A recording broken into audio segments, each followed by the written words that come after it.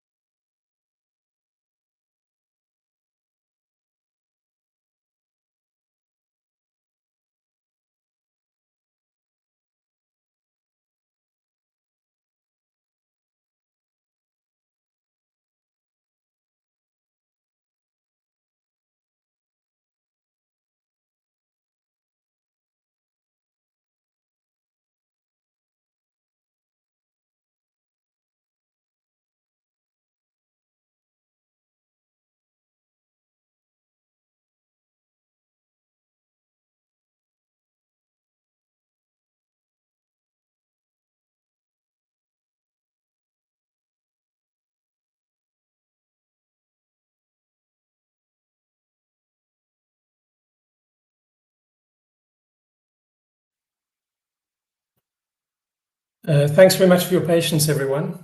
We've got people still arriving. I think we might be setting a record. We're on 563 people and counting, so attendees are streaming in, so let's give them a moment. Let's just give it another minute and then we'll get going. Thanks very much.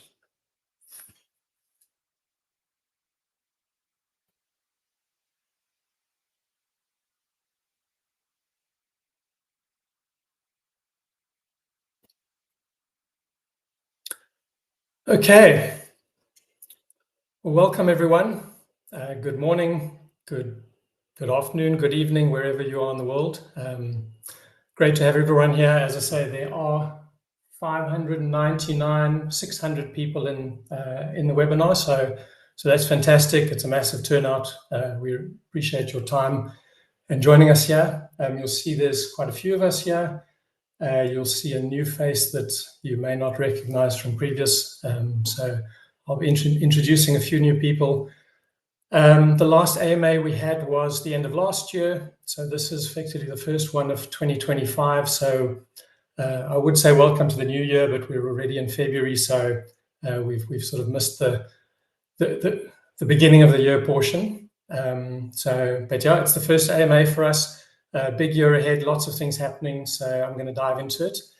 First of all, most exciting part is I've got 3 people that I'd like to introduce, 3 new team members. We've got them on the call. Hopefully they'll all be able to show themselves and introduce themselves. We've got Marcus, who's already got his camera on. So Marcus Xavier, he stays in Vanuatu, which some of you might know from reality TV. That's how I know it. So he's joined us to head up the learning side of things. So all the courseware that we're going to be developing, etc. So Marcus, if you can just unmute yourself and introduce yourself. I'm just going to turn off the slides for a moment.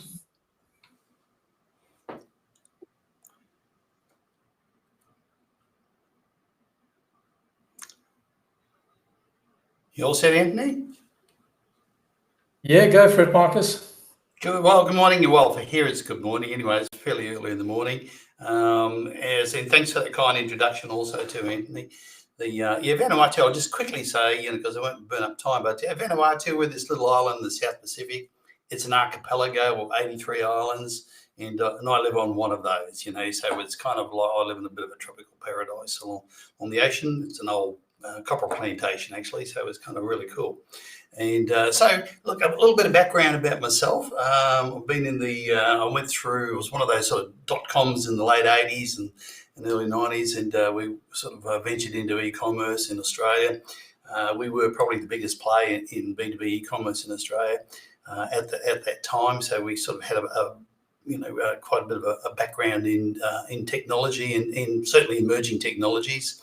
I learned a few things in there when I was working with that particular company, and that was more along the lines of some of the shortcomings of what could happen in the with using the internet and so forth. And out of the back of that, then of course, when blockchain came along, we learnt, hey, this solved a whole bunch of problems, in terms of what the internet couldn't do.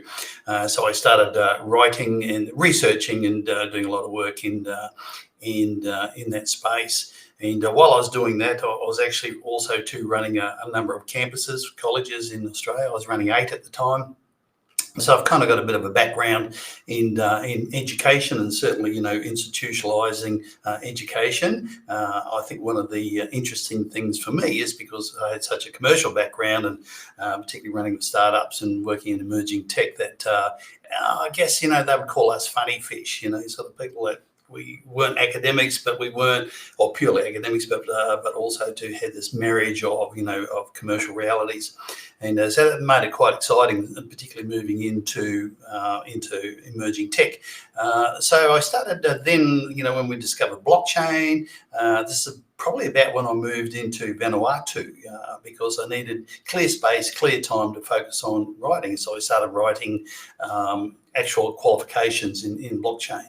And so some of my qualification was 100% blockchain. They were some of the first accredited qualifications on the planet. So I'm pretty proud about that. And, and I've still got some a couple in there with regulators at the moment, one bachelor's degree and another in applied blockchain, another one in artificial intelligence. So, my standing when Antti and I started, talking about this, some months ago, and sort of fleshing out, what this academy might look like. So my role is to get the academy to lift off. And what does that actually mean? And I think Anthony, pointed out there was, some learning, some teaching about the things that, that BlockDAG can actually do. And I guess, what underpins the academy is going to be sort of develop skills and knowledge for people that are actually going to be working on the blockchain, in particular, the BlockDAG network. And so my role or my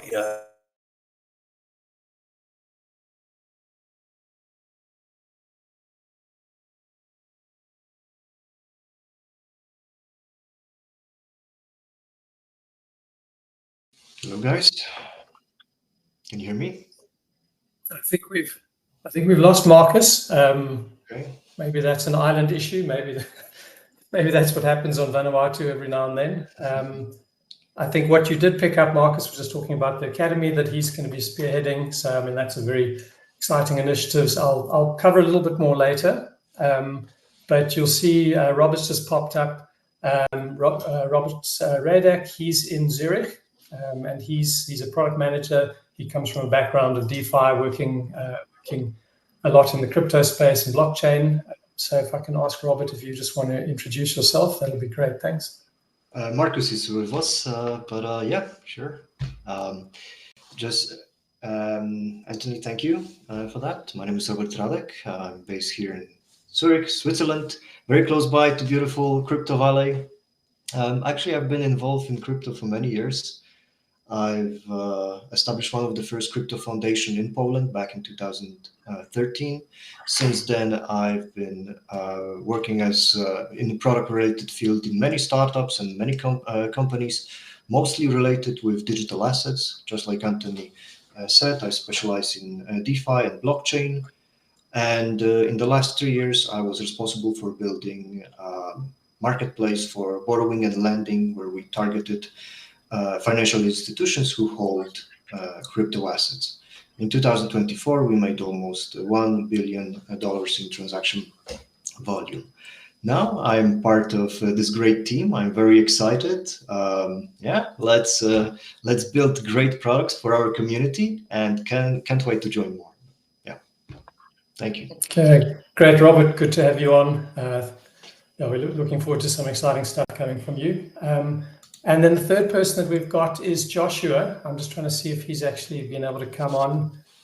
So Joshua's joined us on the mining side. He's run his own mining farm. So he's got lots of experience there. Obviously mining for an L1, and especially for a proof of work. L1 is a crucial part of what we do. So Joshua is a key addition to the team. So welcome, Joshua, if you want to just introduce yourself briefly. Sure. Thank you, Anthony. Can everyone hear me? So my name's Josh. I'm based in Johannesburg, South Africa. I have been running for the past few years my own mining farm. So I've been dealing with all the ins and outs and learning what works, what doesn't, and figuring all of that out. So my role with BlockDAG is to, one, be playing with all the cool and interesting hardware that we're going to be bringing out, and then two is to be engaging with the community and yeah. Okay, great. Thanks very much, Josh. Good to have you on board. So we have two other team members that are joining as of next month, so we'll announce that then. One of them is a developer relations person, and the other person is on the marketing side. So the team is growing steadily, and you'll see new hires coming in virtually every month.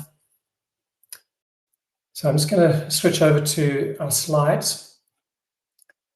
So I'm going to try and speak a lot less than I usually do and give time for the rest of the team to speak. I think everyone's heard me a lot, so I don't want to be hogging the floor. A couple of things I'll go through, and then I'll pass on to the rest of the team to take you through their areas of expertise. Just to mention events that we're going to be at. We haven't done this in the past. This is something that obviously now in the launch year, if you want to call it that, we're actively gearing up for. ETH Denver, we're actually not there as a company, but we've got what we call our blockchain army, swag wearers who are going to pitch up. They've been tasked to walk around to get exposure for us. We've put out some comms around people who are in the area that are keen to go to ETH Denver. If you're one of them, if you're able to go, we'd love to have you there. There's a bag of swag for you, which you can pick up, and you can represent BlockDAG there. So that's a bit of a stealth approach to being there. Then we have ETH Canal, which is in Panama. Stephen is based in Panama, and that's the connection. What's nice for us there is it's a smaller event, which means we are effectively, I'd like to say the headline sponsor, but we've taken up I think one of the biggest sponsorships. So we'll be all over that. It's a smaller, more focused event, so I think we'll actually get a lot more out of it as opposed to some of these massive events. So that's our first one. Blockchain Paris Week. That is, I'll be there and possibly a couple of other people, but that's we're not there with corporate event being there corporately. The other two is Token 2049 in Dubai, which we're looking at how we attend that. And then the big one for us is Singapore towards the end of the year. I mean, given that I think it's the end of October, I can safely tell you that we will have launched by then. So for us, that's our coming out party, if you want to call it that. I mean, so we're going to make a big splash there. That's going to be the big one for us. So Token 2049, if you're anywhere near Singapore, we'd love to see you join us. Moving on, so BlockDAG Academy, as Marcus said, I mean, he's going to spearhead that. He's got lots of experience. It's not just building tech courses. It's about understanding how you educate, how you put these things together. So he's got the right sort of combination of an educationalist as well as the blockchain and crypto side of things. Just briefly, and there'll be more comms as we start thrashing this out, but we're approaching it from sort of three levels. The first is general crypto information.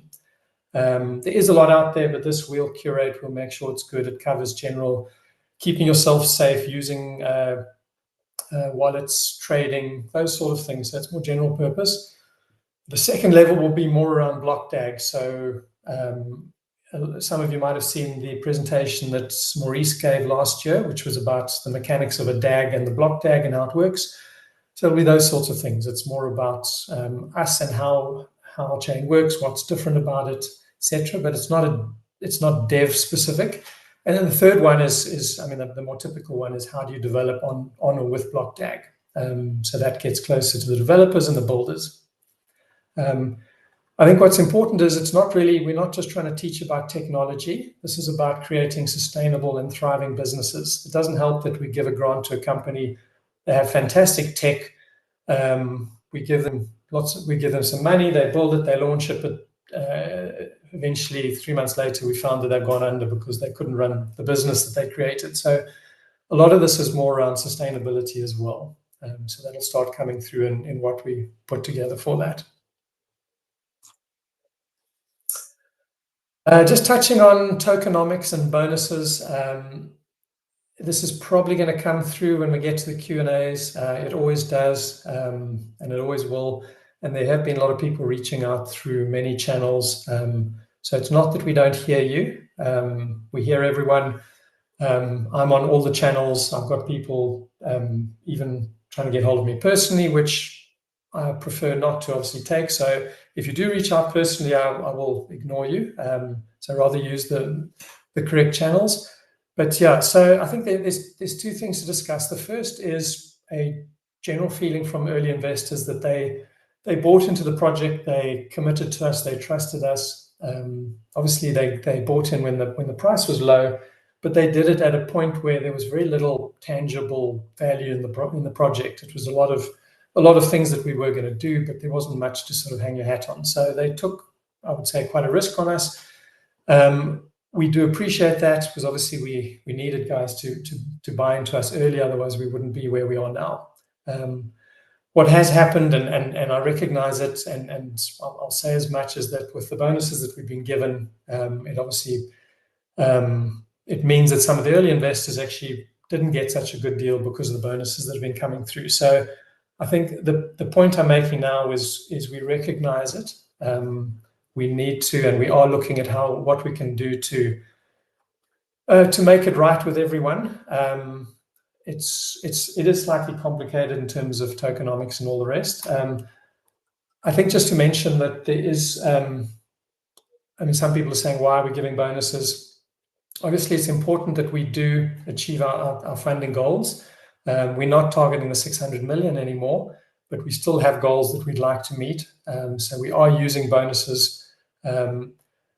It's arguable that maybe we've overused them, but we've used them where we felt we needed to. So I think what I'm saying now is really we will look at something, some way of making good with early investors who trusted us when they first joined. The second one is just reviewing the tokenomics. Now, especially looking at the X1 miner, the tap miner specifically, because there's a lot of people earning a lot of tokens through that. And just generally bonuses in overall.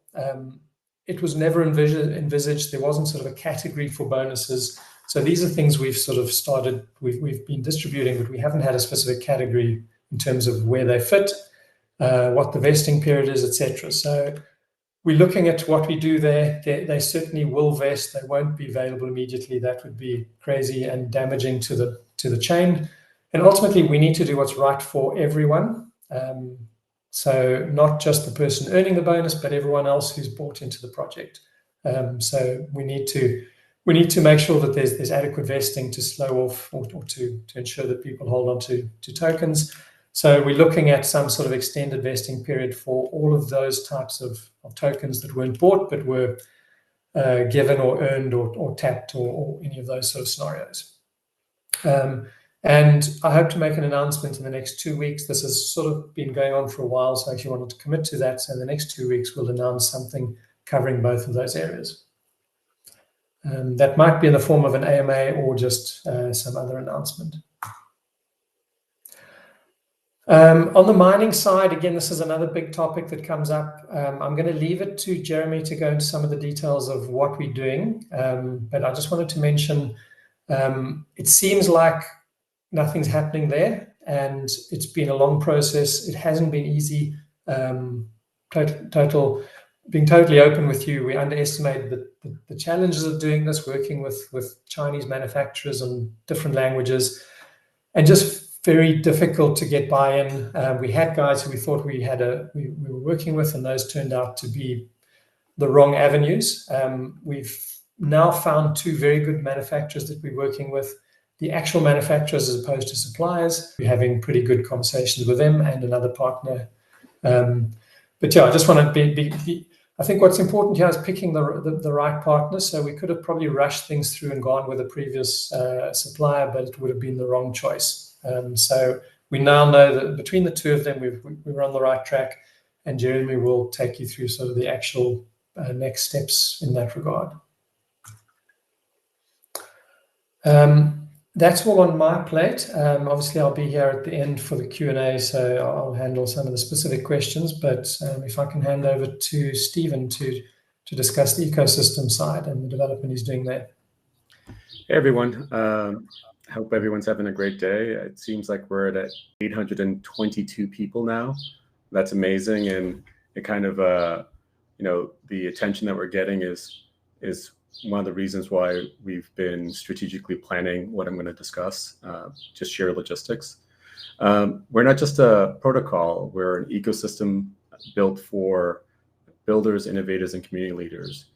And we want to make sure that we can support everyone that is going to join our community and, support them through grants, hackathons, and ambassador initiatives. So one of the things that we laid out there was the $30 million grants program. It's super exciting, and the grants.blockdag.network URL is live. We'll open the doors fairly soon. I just want to speak really quickly on the logistics of reviewing grant applications. And we know right now we have 818 people on this line. And if a small percentage of you start submitting applications, we would be, in a pickle to review all the applications. So one of the things that we're doing is we're developing our ecosystem with the involvement with as many people as possible. But really quickly on the grant system, we're going to be allocating over the next 3 years $30 million, and we're looking at a pretty broad grant program. It's not going to be super traditional. We're not going to have rigid categories initially. We're going to prioritize impact, offering between 10,000 and 100,000 in funding.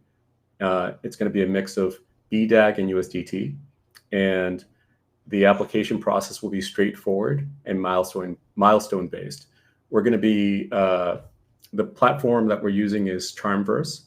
It's it's very popular grant management platform. Our rubric will be something that you can really understand, and if you have an idea that you want to see happen, we'll be hosting some office hours and other community engagement things so that you can develop your idea with the support of our ecosystem and our ecosystem partners. The next aspect to what we're laying out for our community is our hackathons. We're going to be announcing the first hackathon in a couple of weeks. We're going to be working with Hacker Earth and their online hackathon platform to host a number of different events throughout the year. We'll also be doing some hybrid events at various conferences that we'll be participating in. This is a really great opportunity to for smaller things that may not need a grant, but give you an opportunity to get involved with our ecosystem, pair with different builders throughout the world, and work with our community partners that will be there to support and mentor and guide you as you dive into our platform. I expect that, working with some of the learning department that we're launching and the content that will go along with that, that will be something that will allow early builders to get really engaged with our community and really build momentum into building the future. The key thing to power this ecosystem are our people. And the way we like to think about engaging with the community is by providing opportunities for community leaders, enthusiasts, creators to become part of our extended family of builders. And we have 3 different levels of ambassadors: explorer, advocate, and champion. These are different levels of engagement and things that you would be doing for our community. We're going to have signups available fairly soon, within the next week or so. Our website will be updated, the ecosystem page. All these programs will be detailed, and you'll be able to sign up and join the program and win some rewards. We really want to make sure that our community is incentivized to both participate and help us. We hope that we can rely on the ambassador community to help us review grant applications, participate in hackathons, and really help us build together the future of blockchain technology. If you have any questions, please let me know, and I'll pass this on to our CTO, Jeremy.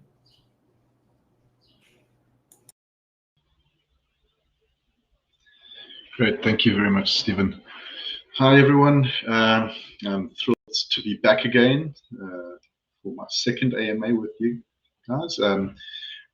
Today, we are announcing our next beta test release, so I'm going to be spending some time talking about that.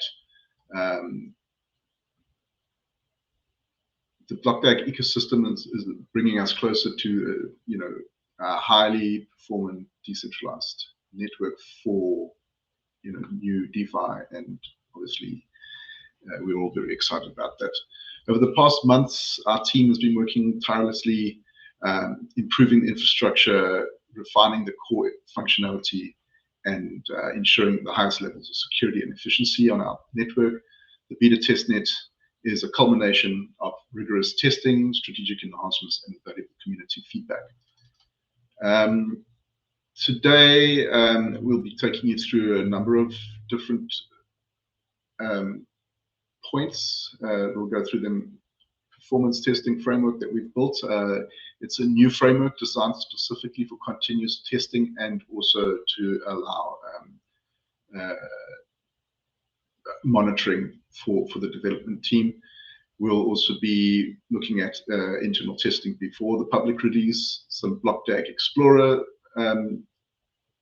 additions, hardware mining, as Anthony brought up a bit earlier.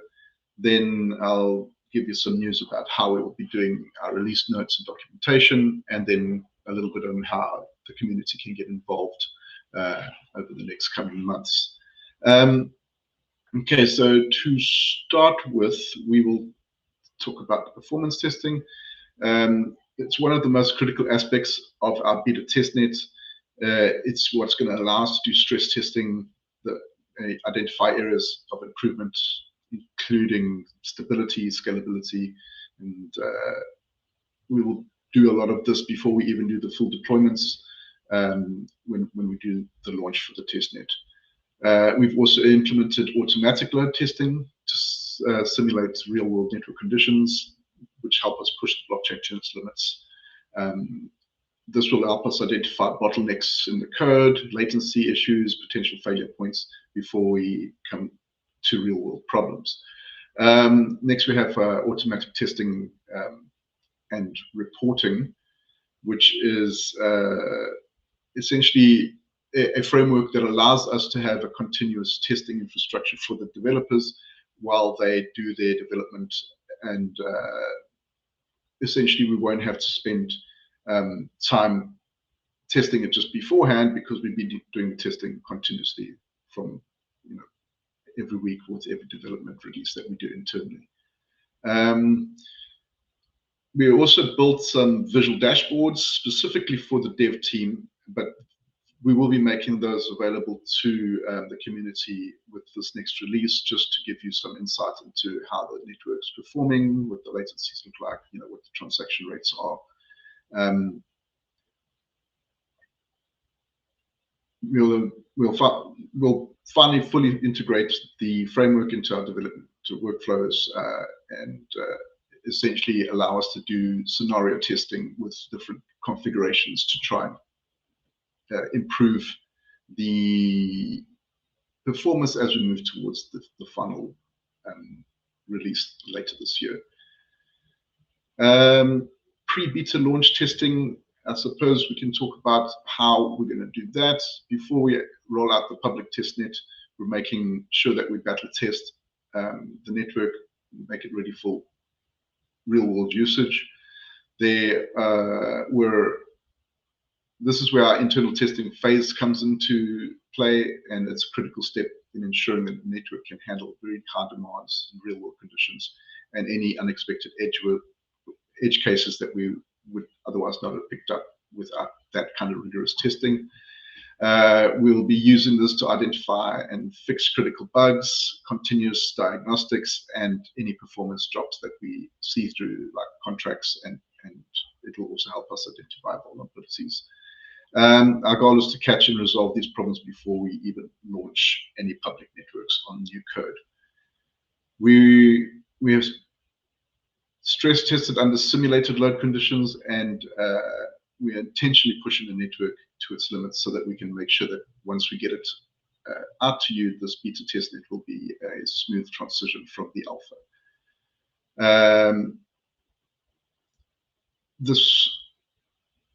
Why does this matter to us? I suppose it's because we want to make sure that BlockDAG is not just a working blockchain, but a performant, flawless, and high-performant blockchain for real-world conditions. Okay, let's take a look at the enhancements that we're looking at. Okay, so one of the big changes that you're going to see is a bunch of enhancements to the BlockDAG Explorer.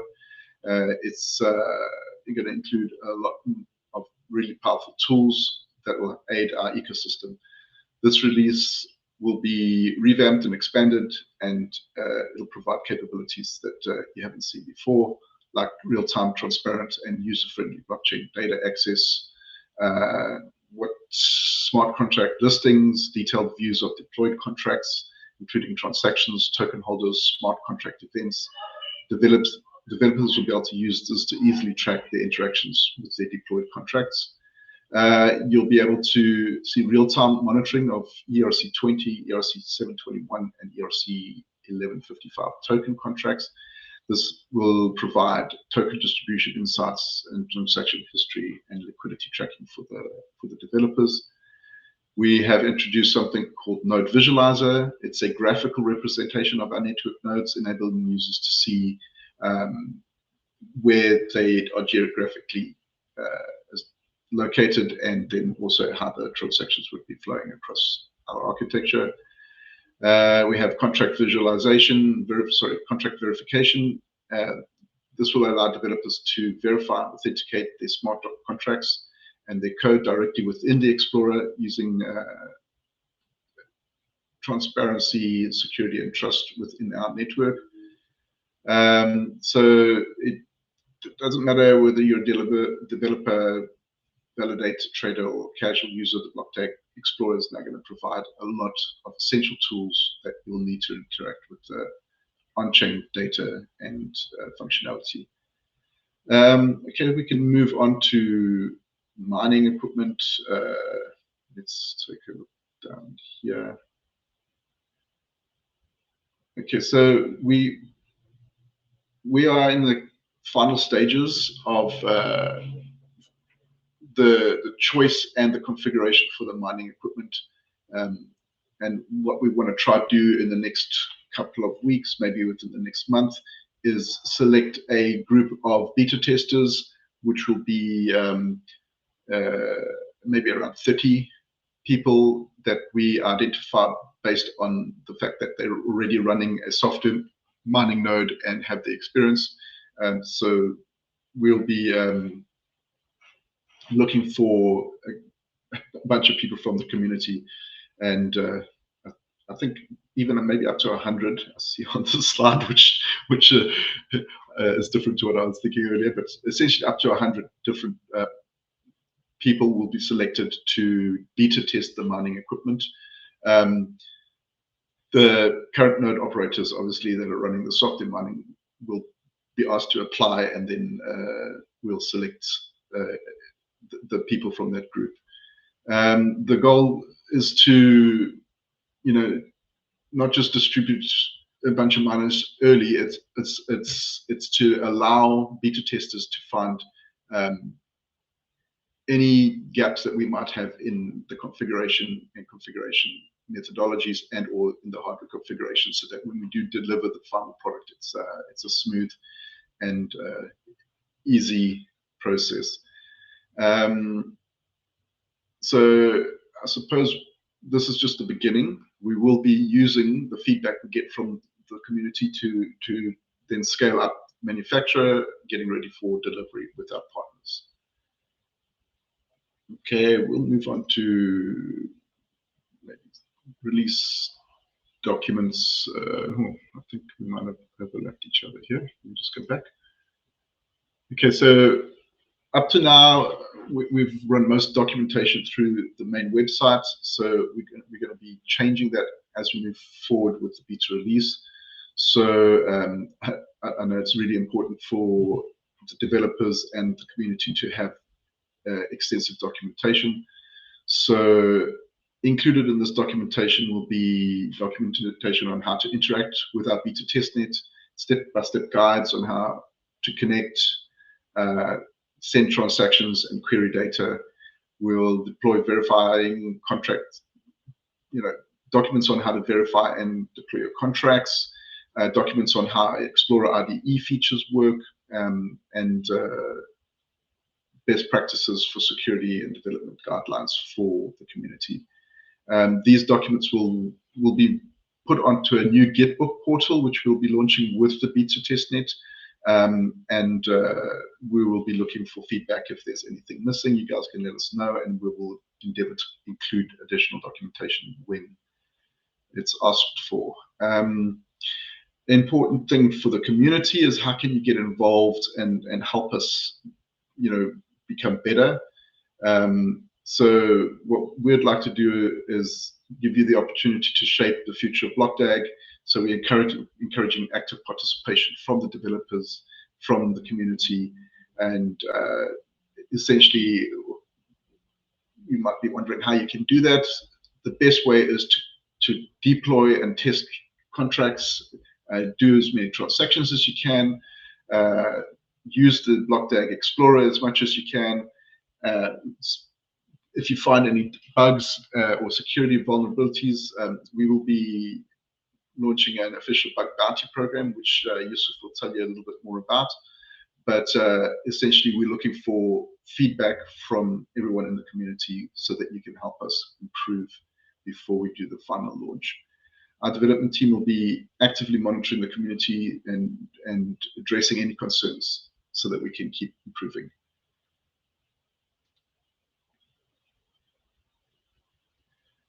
Okay, so with the beta testnet release, we're talking about a major step forward in building and scaling to high-performance blockchain network that will secure the transparent and user-friendly nature of our experience.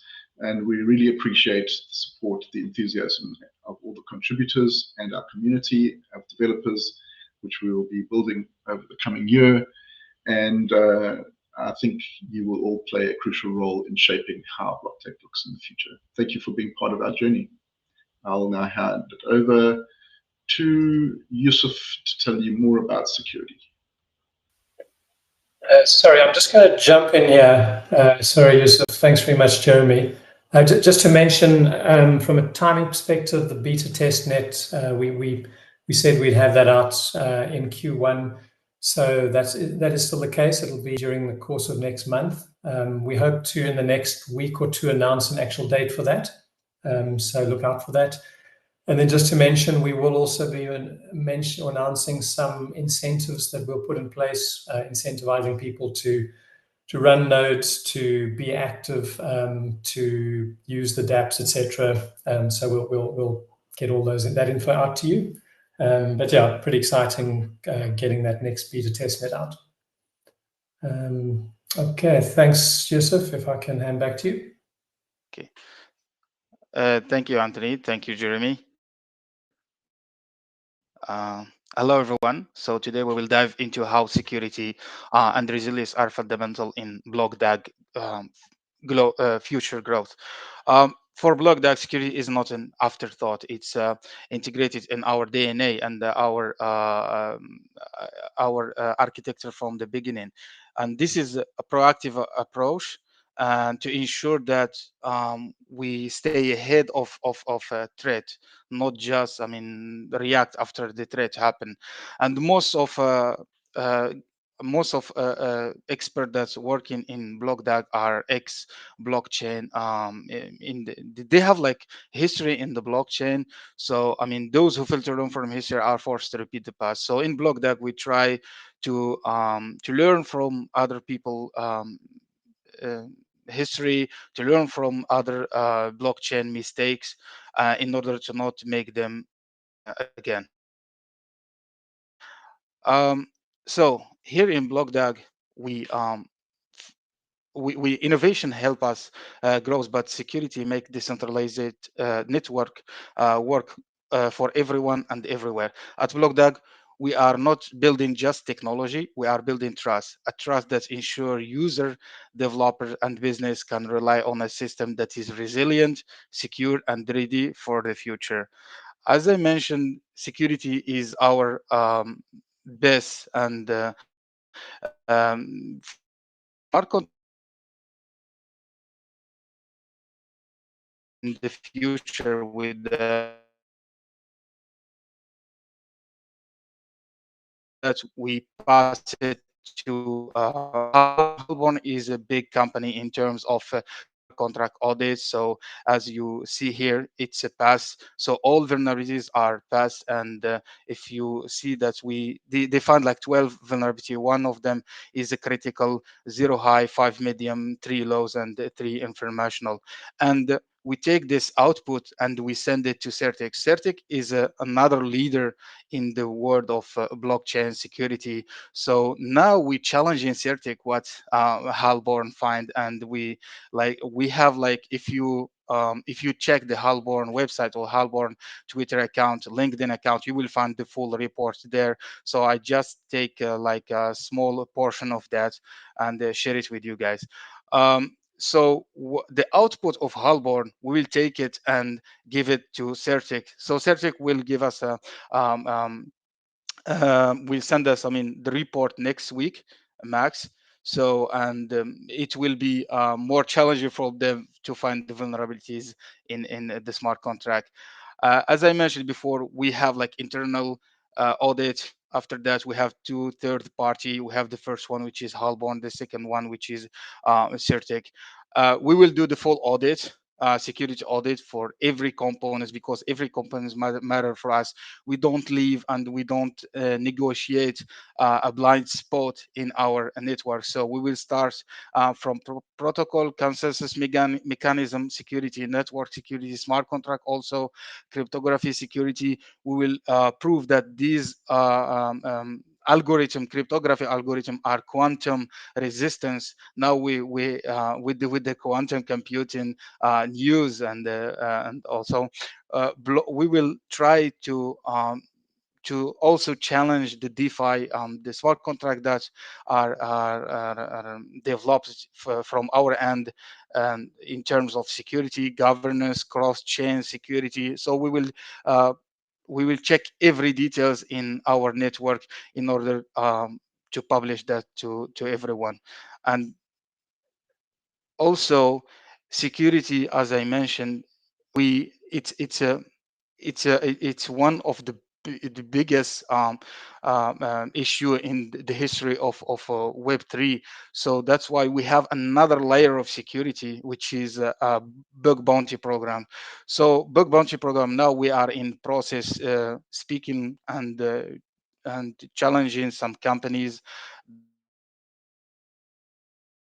well known in the bug bounty program, such as HackerOne. We will move to other Web3 bug bounties companies like Immunify, Sherlock's, and others. Bug bounty, we will give opportunity to ethical hacker to find vulnerabilities, to challenge them. I mean, it's it's the fourth layer of security we add here. And also, we will start as a private program in a bug bounty program, and after that, we will move it to public program. Thank you, guys. If you have any question, I'm here to help. Yeah, thank you. Thanks, Anthony. Yeah, thanks very much, Yusuf. Just to mention one of the slides that, well, the slide on the full audit. I think I put a date in there which I still needed to verify with Yusuf, but given the list of everything that needs to be verified, it's probably, let me just go to that slide. I think I was, this target completion of July for the full audit, that's probably a bit hopeful, just given the scale of it. Just to mention that, otherwise everyone's going to say, well, what happened to July 2025? There's a lot to be covered. We started the planning with the security guys, and they're starting to look at architecture and everything else. So that's quite a long process to go through all of that. And there's certain areas that we can't start because we're still doing some quite heavy development within the core of the blockchain. So obviously you can't be starting to do security analysis on things which are still changing, because then it's a moving target. So there needs to be a level of maturity with what we finished, which will come soon, and then they can start that. So I just wanted to mention that July is probably a bit premature from a date perspective. I think that covers everything. In which case, I'm going to open up for questions from the floor, unless anyone else on the team has any last minute, any other comments to make, or any other discussion points there on their side.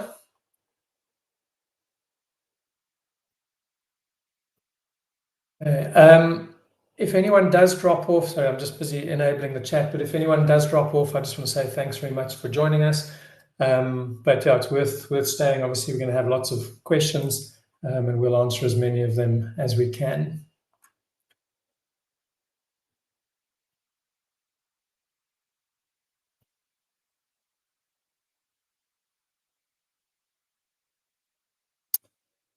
Okay, I'm just going to pick some, and then the rest of the team, please also pick as well and handle, so it's not just on my side.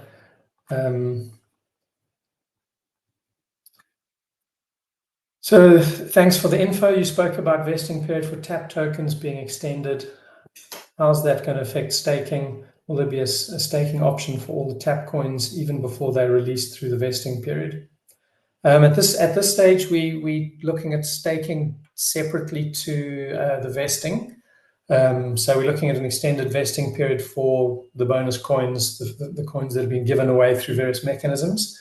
They won't be, in a traditional sense, they won't be earning staking rewards. Now, bear in mind, we're a proof of work chain, so the staking is not for the integrity of the network, but it's something that we are going to be including, giving people incentives to lock up their tokens, which is of benefit to the network, and that's purely from a reducing, people showing commitment and not selling their tokens. It has no bearing on the actual consensus mechanism. So we'll keep the two separate, so the vesting doesn't earn you any staking rewards.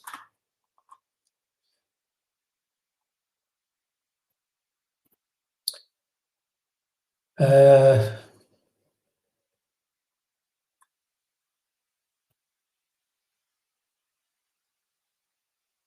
right, guys, if the rest of the team also want to go through the questions. There's a question, is the go live date July 2025? We will announce the go live date in the next month, roughly. Obviously, the important thing, there's two important things. It's technical readiness. So we've got an audit to do, we've got a chain to build and complete. We've got DeFi components to finish off, and a bunch of other things. So that needs to be in place. And then also the market needs to be ready. We have obviously middle of the year, Europe goes on holiday for a couple of months, so we're aware of that. So we need to sort of work through all of these. So you can start to guess where that takes us, but we'll announce that in the next 4 to 6 weeks. Listing update. So you should all be aware, if you're not, one of the rules around listing and engaging with any of the exchanges, that you cannot pre-announce any listings. So we aren't, even if we had signed up with a bunch of exchanges, we wouldn't be able to make that public, and that's just the rules that they go by. So we have a number of exchanges that we have approval from, and then we've got other exchanges that we're working with to get there. There is quite a bit of work around it. We have time still, but things are moving well there. I think just to mention, our stated goal is to list on 10 exchanges. Whether we get to 8, whether we get to 12, I mean, we'll see how that unfolds over the next month. As I said, we're on 4 already, so I think we're heading, we're doing the right thing for now, and everything's going in the right direction in terms of those exchanges.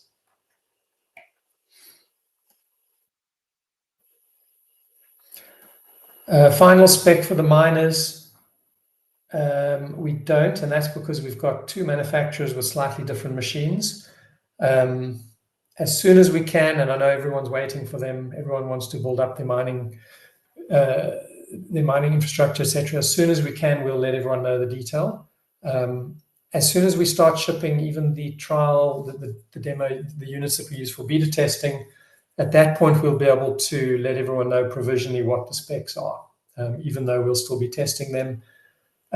Maybe just to mention the testing of the miners, it's partly to test the miners, but it's also partly to test, obviously, our side and the fact that they have to interface with us.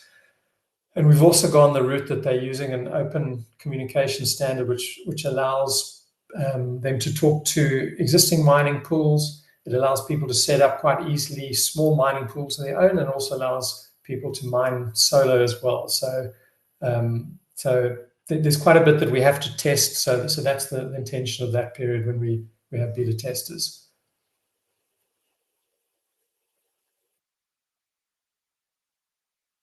Staking, there is a plan to stake. We're busy building the dApps around that to make that possible.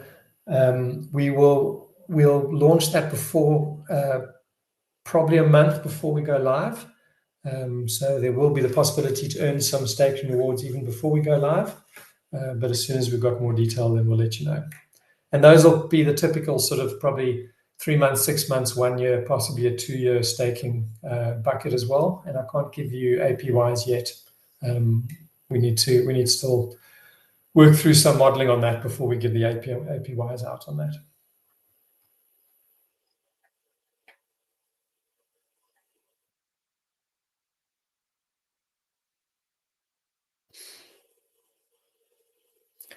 There's some questions which are sort of support related about password resets, etc. Just to mention, so in the past we've channeled support through our email, so people would be encouraged to send their issues through to support@blockdag.net. We mentioned previously we were signing up, or we were getting set up on Freshdesk. That's up and running now, so we're going to be and actually, if you go to the website now, if you find the support page, you can start logging your support issues directly through a portal. The nice thing is you get an immediate response saying that your support issue has been received. You can also see the status of it as it changes. So we're getting a lot more professional around how we manage support. We'll also then be depreciating the support email, because we want you to do a little bit of work when you enter the support item, so that we know whether it is technical, a buying issue, or a wallet issue, whether it has something to do with, for instance, testnet. So anyway, there are a few different categories which you'd need to choose as you log them, which makes it easier for us to obviously prioritize and manage the support that comes in.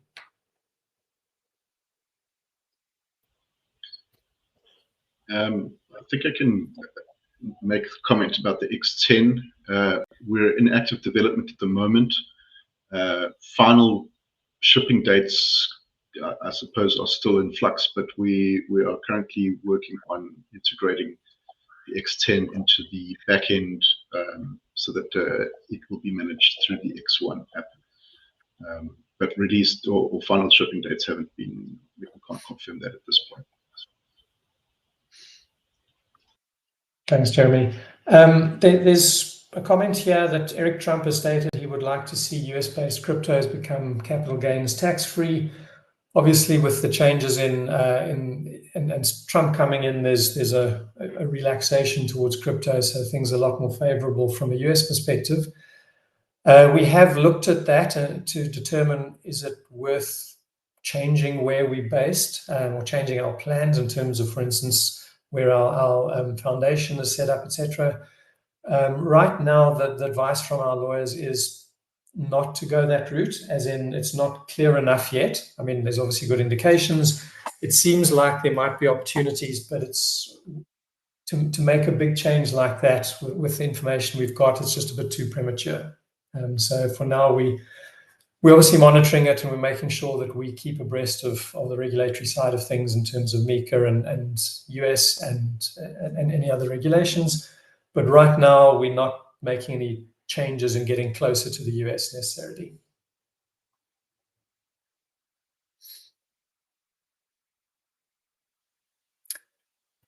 There's a question on burning tokens.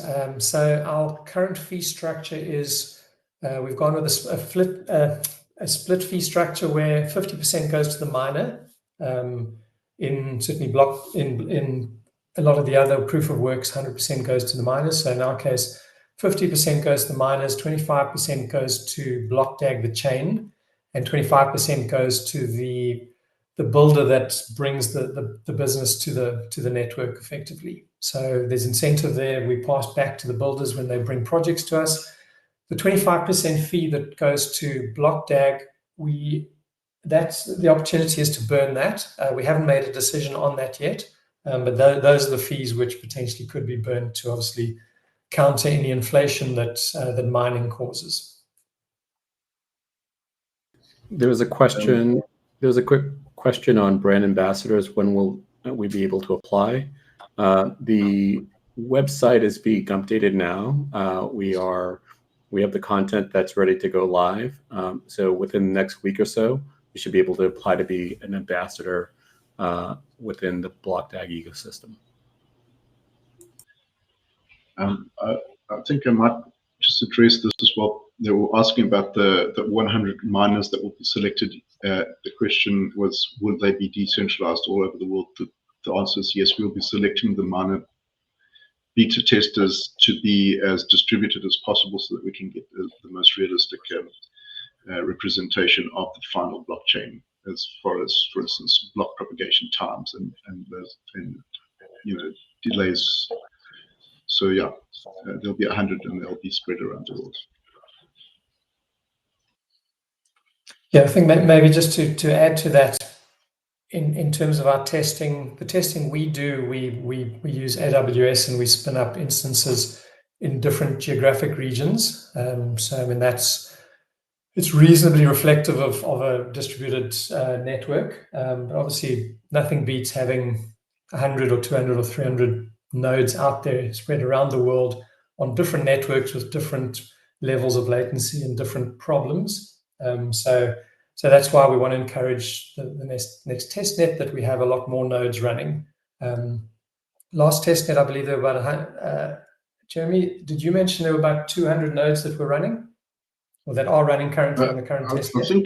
I think we went over 300 at the moment. So okay. I don't know the exact number, but the devs were saying something like over 300. And that just brings me to a couple of people asked the question like how many developers are working on the BlockDAG project.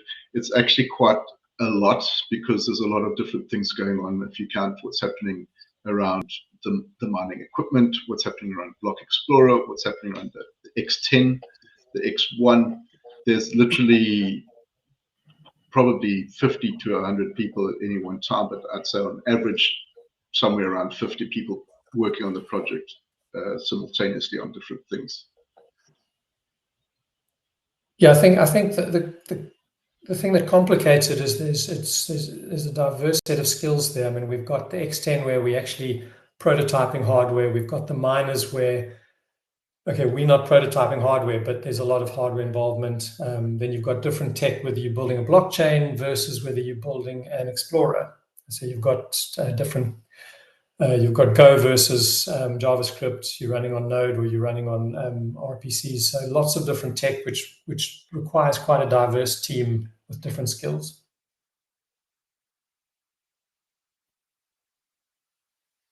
Again, lots of questions on the launch date. I think I've covered that.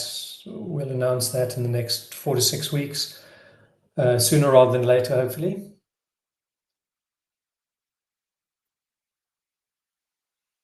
There's a question, will coins be sent to wallets all in one or phased? So currently there's the vesting is for the pre-sale, the vesting is set at 40% upfront. So when we go live, you would receive 40%. And then there's 20%, 20%, 20% for the months thereafter. So that's the current vesting for the pre-sale. Obviously now I mentioned that we're looking at what sort of vesting schedule we'll use for all the bonuses and for any other giveaways that we've done through the project as well.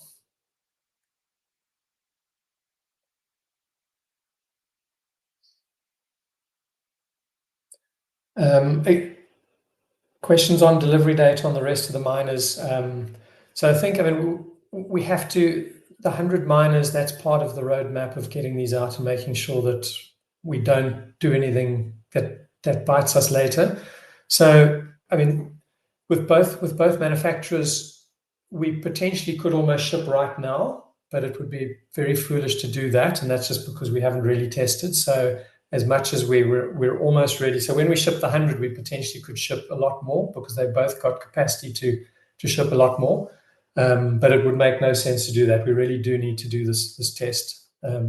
So that's pushing things out, but it's for the right reason. Just to mention as well, and it's been brought up before, that these miners are specific to BlockDAG. So they can't be used to mine on other chains, and other equipment won't be able to be used to mine BlockDAG either. So the reality is, even if you get your miner next week, there's not a whole lot you can do with it besides use it as a large paperweight or heater if you're in a cold environment.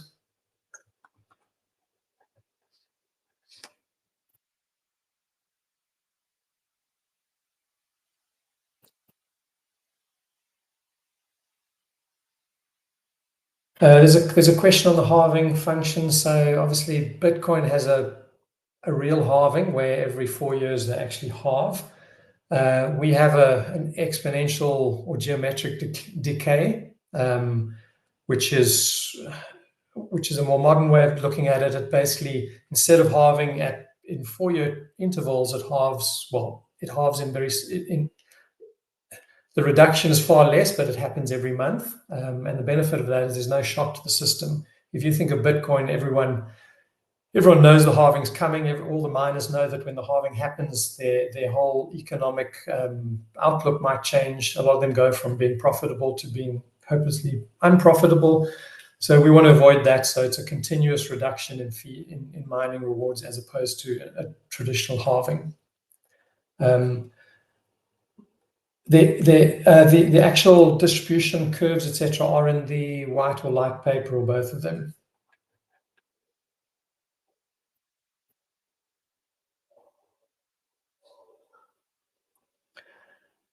When is the listing scheduled for the 10 brokers, and what's the status of that? As I mentioned, it's in progress in terms of getting on board with them. Obviously, we've made a real big splash out there, so what we are finding is exchanges are coming to us, and that's why we didn't rush to go out there and start sort of actively searching for exchanges. We know that we've become quite a desirable project that exchanges want to list.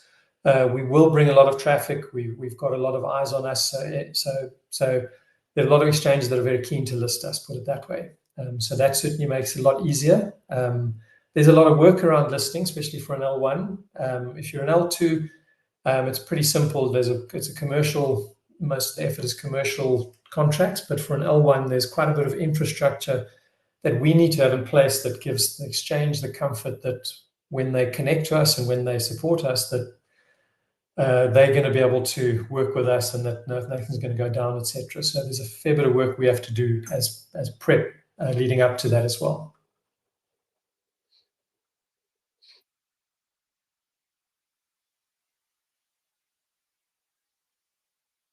There are mentions on KYC, and there was also another question on the compromise of wallets. So unfortunately, because BlockDAG is such a big brand and there's so many eyes on us, there's obviously a lot of fraudsters and scammers out there who are actively trolling all our channels, all our social media, and looking for people who need help.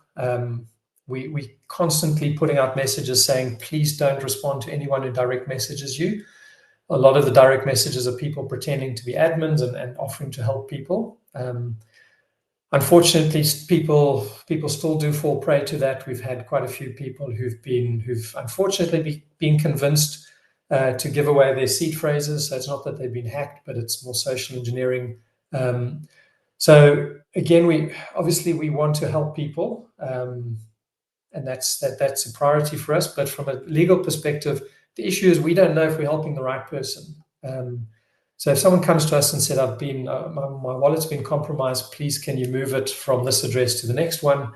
We don't know if we're dealing with the rightful owner or the fraudster. So we need a mechanism where we can 100% prove that it's the right person. If we can't prove it's the right person, we'd be doing a disservice potentially to the owner if we moved over to another wallet which the owner didn't have access to. So what we are doing is we're busy researching a way to have a far stronger process which people can follow to verify that it is them that we're talking to, and that if we can verify 100% that we know that we're talking to the right person, then we can put in place a way of changing the address that they're using or the wallet. If we can't verify that person for whatever reason, then unfortunately we just can't do it. We could be making the matter worse. So that's something that we are looking at, and we'll have it in place before we go live, so everyone will have the opportunity to utilize this, and hopefully that will solve most of the problems out there. That will probably involve KYC, because obviously fraudsters don't like KYC, so that's one way to scare them off quite quickly. In terms of the broader market, we're in discussions with our lawyers in terms of what needs to be done. There has been some talk that we need to do KYC on people before we go live. It looks like that's not the case. We might have to do sort of limited random sampling of KYC. So we're busy getting advice around that. We're obviously trying to avoid it, but equally we need to do the right thing, and we might be able to use some automated mechanisms to do some on-chain verification as well. So we'll look at what we can do to limit the impact on our investors.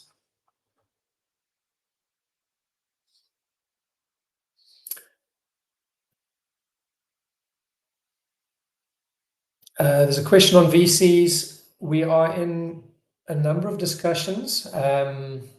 Some of them are bearing fruit, others are taking longer.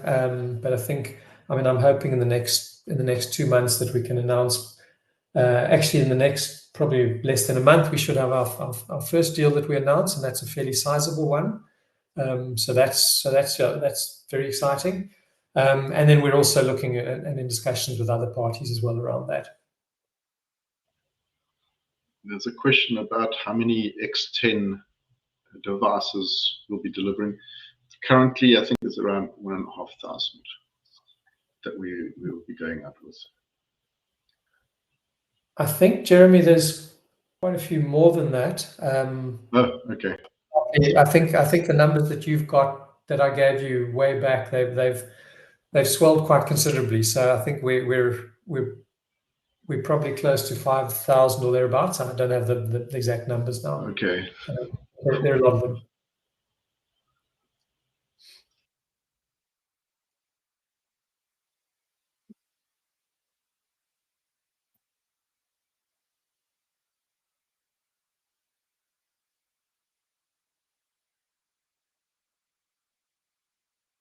There's a question on merchandising, swag, whatever you call it. So I did mention that we're going to be at ETH Denver, not from a business or not from a company perspective, but we're making swag or merch available to any investors or any of our community that go there. So we're busy signing up with a global swag provider. Quite quickly or quite soon, we should have a storefront available where people can buy their own swag, and that'll be all the general stuff, t-shirts, caps. We still need to decide exactly what that is, and it'll be, you can buy single items. And we'll also be using that as incentives as well. So based on certain things happening, I mean, for instance, the beta testnet, we might use swag also as part of the incentives. So I think you're going to see more and more swag showing. We'll certainly make sure that when we have hackathons, if they're in person, that we'll hand out swag. And at any events that we have, we'll also make sure that we have that. So yeah, hopefully quite quickly you'll start bumping into people wearing some BlockDAG kit.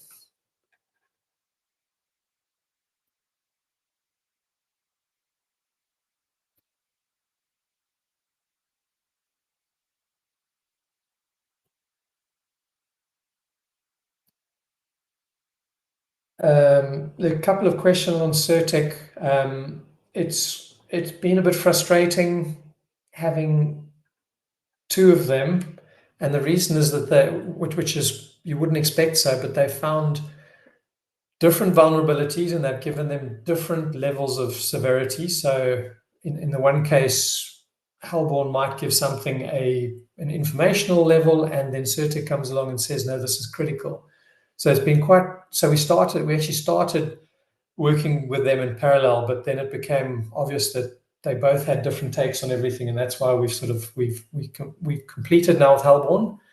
It was a mistake trying to do the two together because they weren't well aligned. So we finished off Hellborn, and now I think we 2/3 through Certec as well. So I would guess that we'd have, I think Yusuf mentioned last week, I mean, next week we'll have that in place as well.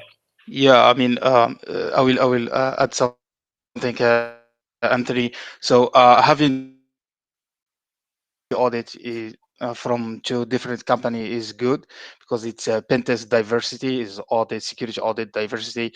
I mean, changing, even if the security auditor, you will change a lot of security, security findings. So we start with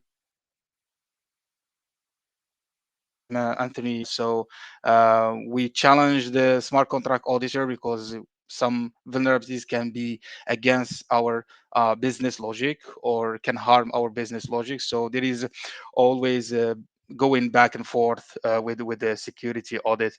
And when they finish the first security audit, we do too many retests.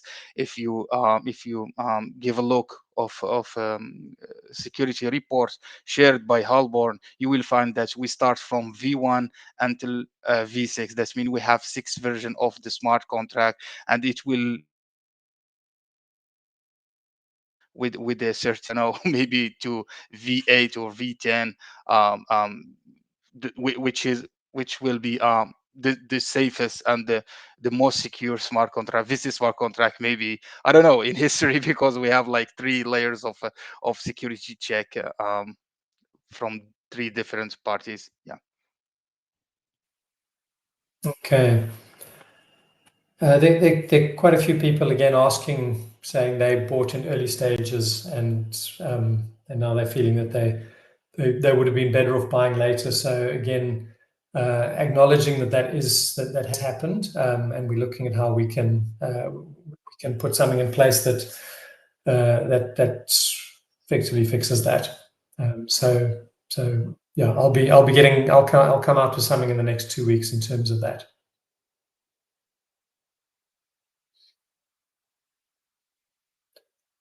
Third-party mining. The question is, are we still looking to offer third-party mining? So the time when a chain is most vulnerable is when it launches. Low transactions, low number of miners as they start coming on. So that's the time when we'd be most vulnerable to a large pool of miners coming along and exercising a 51% attack. So it's specifically for that reason at the beginning that we wanted to know that the miners that we ship are the only ones that are going to be mining on our network. So we can manage them. We know if they're going to be any big pools because we know who we're shipping to. So we're quite sort of aware of where all the miners are going. So we've made that choice. It protects the existing miners. People who bought miners, they will have a period where it's just them mining.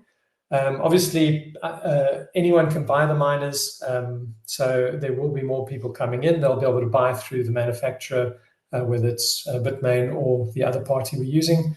And over time, it will become more crowded. There will be competition, etc. The rewards that miners earn will decrease as happens with all chains. So there won't be third party, but anyone is open to buy the miners, and they'll do it directly with the manufacturer. So we'll step out. We're not going to carry on selling miners for much longer. We'll announce a final date where we'll stop selling, and then thereafter they'll be available directly through the manufacturer.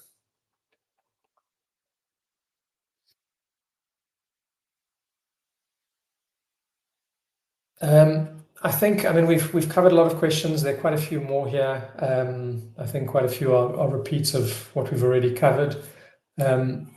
Anyone else from the team, if there's anything else that you think you need to cover? Otherwise, I think we can finish off then.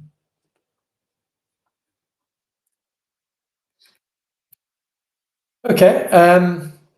We've been 1 hour and 20 minutes, so just to thank everyone very much for your time. I hope it was useful. I think it's good to have the rest of the team here. Also, great to be able to introduce the new members to the team. So I think, I mean, in future, there will be different people talking about different things, and there'll be obviously more information that we start sharing. And I'm hoping that some of the questions which we weren't able to answer very well previously, we will start answering them as we have answers for them. It's not that we just ignore you, but sometimes, for instance, on the mining side, we just don't have information on the specifications, so we can't make that up. So yeah, thanks very much for everyone for being here. I appreciate your time.